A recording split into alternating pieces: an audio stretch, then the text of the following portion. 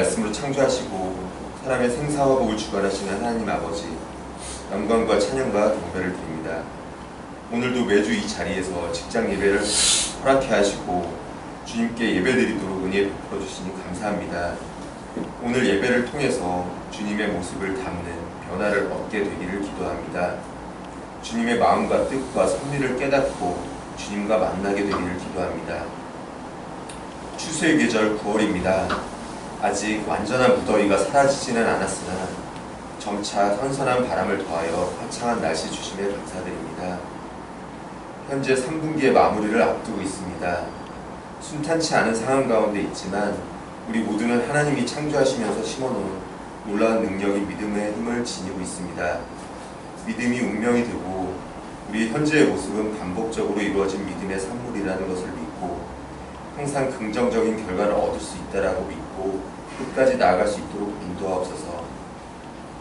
또한 상황을 반전하여 에너지를 얻는 해석력 더하여 주시기를 원합니다. 어려운 환경이지만 주어진 상황을 에너지를 주입하는 해석으로 바꾸게 하옵소서. 혼란스러운 대외 환경과 빠르게 진화하는 환경 속에서 이 기업 하치가 준비하는 계획과 목표가 순탄히 진행될 수 있도록 힘 더하여 주옵소서. 저희 중에 각자의 고민들로 어려움을 당하고 계시는 분들이 있습니다. 그분들의 처지를 주님께서 아시오니 그들에게 치유와 위로와 해결 방안을 허락하여 주옵소서. 이 시간 목사님 말씀 전하실 때 그 말씀을 통해 저희가 주님께서 하고자 하는 메시지를 듣게 하시고 주님의 마음 알게 하시고 그 가르친 대로 살아가게 하는 변화를 얻도록 도와주옵소서. 하체 임직원 모두가 하나님 보시기에 세상을 아름다운 모습으로 다듬어가는 귀한 역할로 쓰여지기를 원합니다. 예배를 통해 차가웠던 마음이 따스해지고 그 온기를 방치하지 않고 직장과 이웃과 주위 사람들에게 나눌 수 있는 작은 나눔의 용기를 품어가는 귀한 마중물 되게 하옵소서. 감사하며 이 모든 말씀 우리 주 예수 그리스도 이름으로 기도드렸습니다. 네. 오늘 하나님이 주신 성경 말씀 누가복음 15장 1절부터 7절을 다 같이 공독하도록 하겠습니다. 시작. 세리와 죄인들이 모두 예수의 말씀을 들으려고 모여들었다. 이것을 본 바리사이파 사람들과 율법 학자들은 저 사람 중에 예수를 명하고 그들과 함께 음식까지 나누고 있구나 하며 못마땅해 하였다. 그래서 예수께서는 그들에게 비유로 말씀하셨다. 너희 가운데 누가 양 100마리를 가지고 있었는데 그 중에서 1마리를 잃었다면 어떻게 해야 되겠냐? 99마리를 들판에 그대로 둔 채 잃는 양을 찾아 헤매지 않겠느냐? 그러다가 찾게 되면 기뻐서 양을 얻게 하고 집으로 돌아와 친구들과 이웃을 불러 모으고 자 같이 기뻐해 주십시오. 잃었던 양을 찾았습니다 하며 좋아할 것이다. 잘 들어보라. 이와 같이 회개할 것 없는 이니 아무것보다 죄인은 한 사람이 회개하는 것을 한해서는 더 기뻐할 것이다. 나만의 육각형 아이를 만들기 위한 맞춤형 대화 서비스. SF가 아닙니다. 실제로 일어난 일이고 뉴클리어스하고 테라사이트에서 840만 원을 내고 아니면 7천만 원 정도를 내면 태어날 아이들의 유전자에 대해서 밝혀서 저 이제 안 그래도 좀 머리가 많이 빠져서 고민인데 저는 태어나지 않았을 거예요. 오지 않으셔가지고 지금 분위기가 심각한데 이게 탈모가 있냐 없냐, 키가 작냐 크냐, 요거를 미리 다 알 수 있다 이거예요. 네, 여러분이 얼마나 심각한가 한번 보도록 하겠습니다. 이거 보면 아이들을 이렇게 고를 수가 있는 거예요. 알츠하이머가 있는지 눈 색깔도 고를 수 있습니다. 외국 사람들 눈 색깔이 있으니까 네, 키도 고를 수 있고 IQ도 고를 수 있다. 네. 영상 한번 보시죠. 이렇게 지금 아이들이 어떤 아이가 태어날지 쇼핑하듯이 이렇게 고른다 이거죠. 최근에 한국에서도 아이 쇼핑이라는 드라마가 있었습니다. 유전자 조작을 통해서 아이들을 이렇게 고르는 거죠. 그리고 그 아이가 잘못되면 죽여요. 이 드라마입니다. 우리나라에서 있었던 얘기가 아니고 죽이고 괜찮은 아이를 다시 데리고 아주 끔찍한 건데, 근데 이게 지금 논란이 많이 됐고 사실은 예측치가 정확하지 않다라는 반론도 만만치 않다고 합니다. 근데 이건 이제 우리가 얼마만큼 이렇게 해서라도 지능이 높고 잘생기고 똑똑하고 멋진 아이를 갖고 싶어 하는가. 그들의 욕망이 이제 반영돼 있겠죠.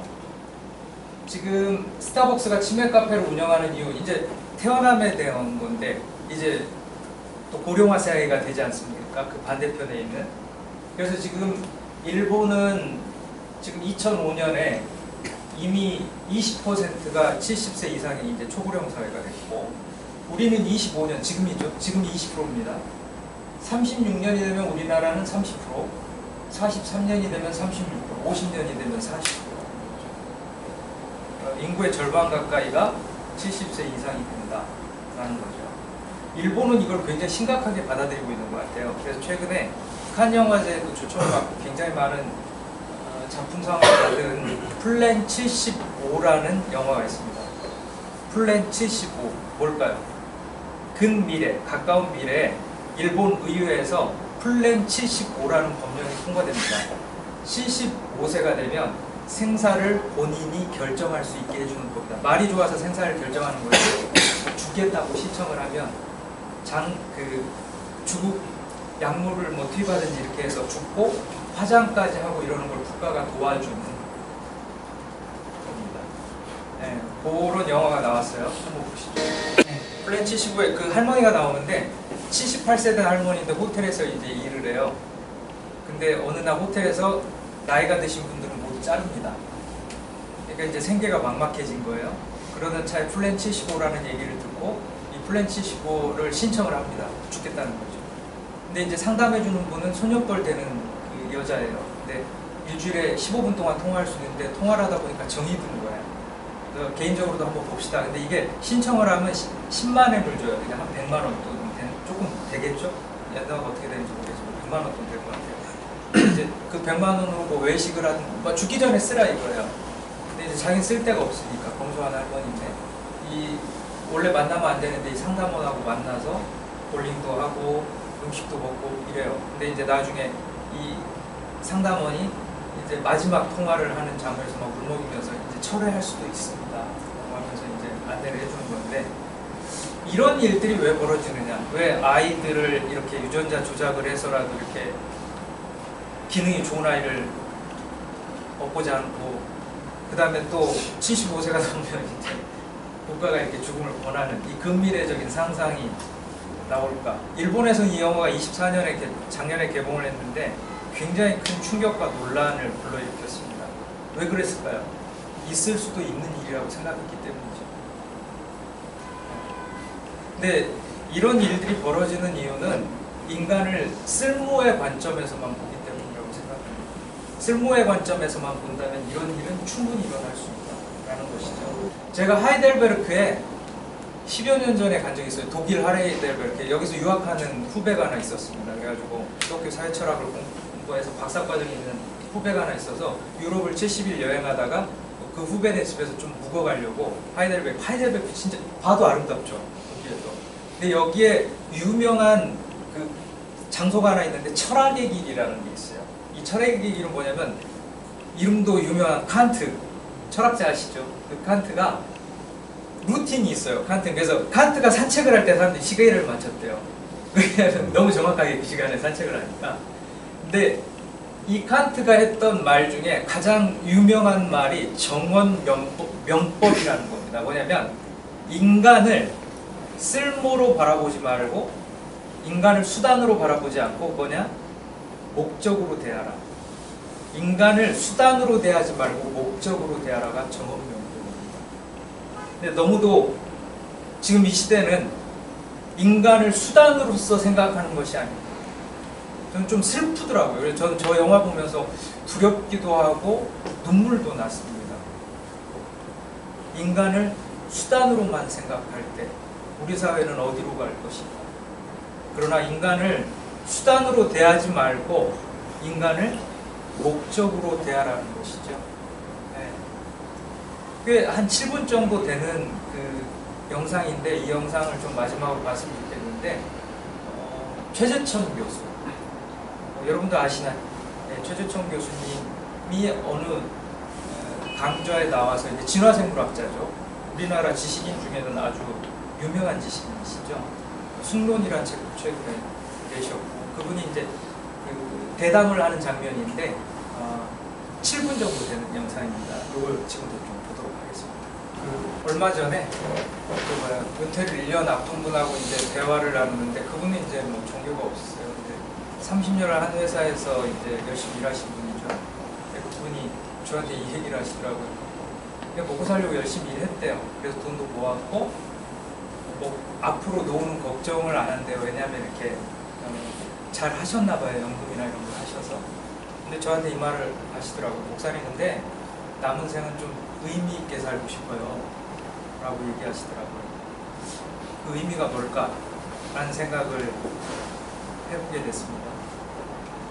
네, 예수님께서는 100마리의 양이 있는데 한 마리를 잃어버렸을 때 100마리의 양을 두고 한 마리를 찾아 나섰다고 되어 있어요.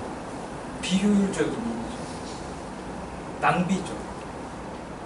저는 과학적 사고방식의 효율성을 강조하는 과학적 사고방식, 그리고 엄밀하게 무엇을 따져 묻는 것을 상담대학원 대체 논문 지도 교수님이 이제 실험심리학자였거든요. 그래서 과학적 사고방식, 잠정적인 진리만을 인정하는 것, 그 겸손한 태도를 배우고 참 존경하게 됐습니다. 그래서 과학적 사고방식도 필요하구나. 그러나 과학적 사고방식만 있으면 안 된다는 것이죠. 우리가 세계를 살아가는 동안 비효율적으로 보이고 낭비처럼 보이더라도 양 한 마리를 위해서 99마리를 두고 그 양 한 마리를 찾아 나아가는 그 비효율적이고 낭비적으로 보이는 그 일도 필요하다는 것이죠. 예수님이 활동하던 당시에 저 쓸모없는 인간들, 저 장애인 쓸모없다고 생각했어요. 그 시대 외국인들 쓸모없다, 난민들 쓸모없다고 생각했어요.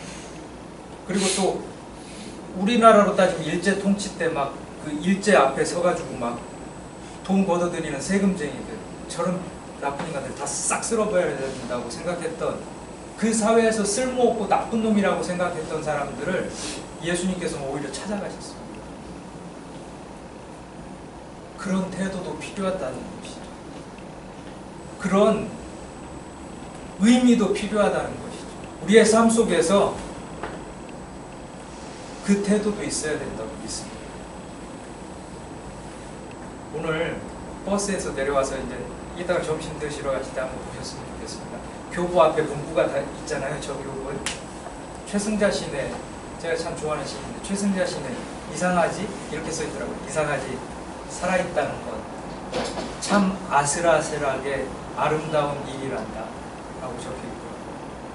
우리에게는 과학적 사고방식도 필요하고 시인의 마음도 필요하고 또 예수님과 같은 한 사람을, 그것이 비록 낭비로 보일지라도 저게 무슨 쓸모없는 짓인가 싶을지라도 의미 있는 일으로서 그 한 사람을 돌보는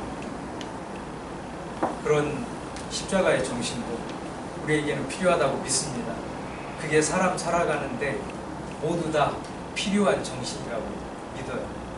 여러분, 그렇게 여러분의 시작과 끝이 의미 있기를 바랍니다. 기도하겠습니다. 선하신 주님, 우리의 시작과 끝이 의미 있기를 소원합니다. 때로 이게 무슨 쓸모없는 일인가, 이걸 해서 못하나 싶은 그 일조차도 우리가 의미 있는 일로서 받아들이고 묵묵하게 해나갈 때 우리 스스로가 인간으로서 뜻깊고 참되게 살아가는 것인 줄로 믿습니다.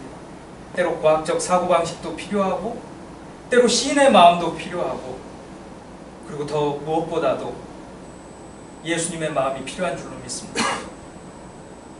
잃어버린 한 마리 양을 찾기 위해서 애쓰셨던 그 사랑의 마음, 그 마음이 우리 하치의 모든 임직원들 가운데도 자리 잡게 하여 주시옵소서. 그래서 인생 살아가는 날 동안 마지막에 서서 의미 있고 보람되고 아름답게 살았다라고 고백할 수 있게 하여 주시옵소서. 참 아슬아슬하게 아름다운 일이 인생을 사는 것임을 고백합니다. 주 예수 그리스도의 이름으로 기도드리옵나이다. 아멘. 이제는 우리 구주 예수 그리스도의 은혜와 하나님의 사랑과 성령의 교통하심이 오늘 의미 있게 참되게 살아가고자 원하는 모든 하치의 임직원들 위해 이제부터 영원까지 함께 있을지어다. 아멘.